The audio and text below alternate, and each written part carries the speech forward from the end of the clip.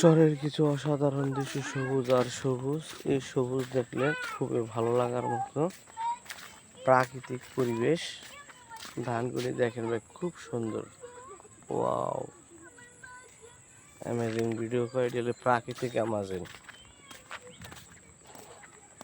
দেখেন ভাই, পুরো সবুজে অরণ্য। মানুষ বলে শস্য সবুজ শ্যামলের দেশ আমার এই বাংলাদেশ। এই যে সবুজ, সবুজে ঘেরা করেছে এই চর।